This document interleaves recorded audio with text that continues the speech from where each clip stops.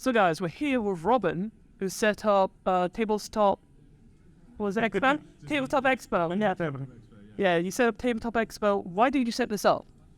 So I run wargaming days and a local club, and basically through chatting with people there, discovered that there's so many groups in Bedford, but they don't know each other. So there's a group that plays D&D, there's a group that plays 40k, there's a group that plays Sigma, etc., but nobody ever really interacts. So I thought, get everyone in the same room. And the easiest way to do that, bizarrely, I say easiest with air quotes, was doing an event like this, basically. So just to get everyone together, get the whole community together, because there's quite a big community in the area, I think, and people don't realise that it's there, you know?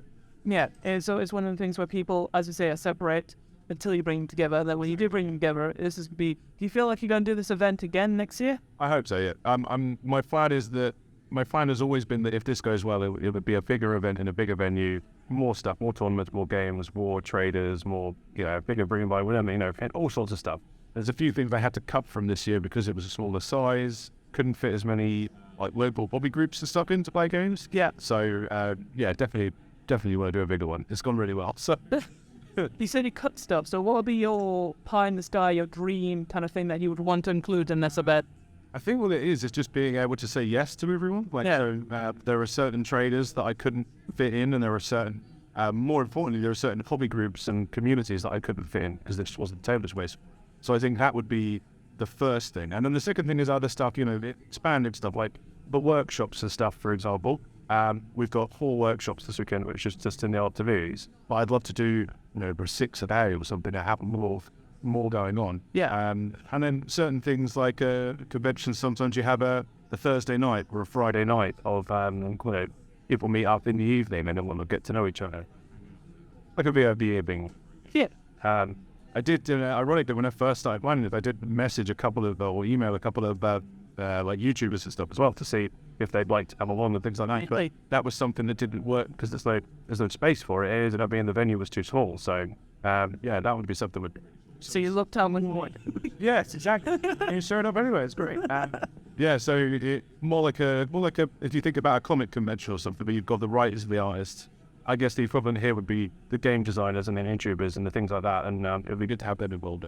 Getting everyone involved in it so everyone can win off each other, basically, as a win-win-win scenario. There are definitely people here today that the Bedford Scale Model Club, for example, they've just got their models out. They're not selling anything. They're just showing what they've built, and they're just trying to recruit members. That's their whole goal. Recruitment for the Crusades. Exactly. Yeah. Good.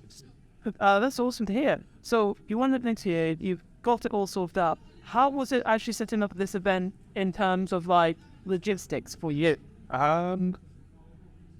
Thankfully, I've got a couple of friends that are really good for bouncing ideas. And if it had just been me, I've done project management for previous jobs and things before, so I sort of had a little bit of understanding of what would be involved. But it was good to have a couple of friends of Wayne, Daria, Ryan, who all I could just bounce ideas off and say, I want to do this. I want to run it like this, and then they would give feedback on it, and it really helped. So logistically, it wasn't too bad until about midnight last night when the to-do list still had 20 things on it. But let's do that and all that sort of stuff. But it wasn't too bad. But it's just about managing your time, I think. Yes. And like I say, just having a couple of people that you can count on. That's all you need. Well, that's also to hear because I go to many different events and I always see the logistical issues where the people don't see it behind the scenes of how difficult it actually is. These are awesome couple of questions. Do you have any questions you want to ask me in terms of me coming here as a YouTuber and stuff like that? How did you find out about it? That's the main thing. How did you know about it? Did you come from Nottingham, someone? Yeah, I came from Nottingham. So how did you even know? Google.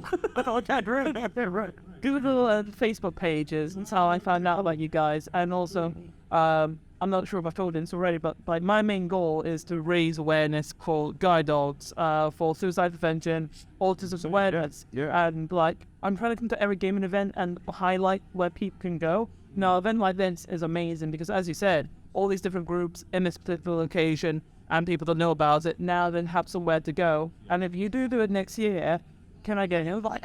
Yeah, for sure. Definitely, yeah. I think one of the things that was cut as well was just through, I think, the lack of communication. I don't want to say anything. It was never a negative situation. It was just there was not enough time and enough conversation between us for it to work. There's some local charities and local send services that I wanted to have involved, so they could run a workshop for autistic board game players that maybe want to meet up and hang out and play games together. Yeah.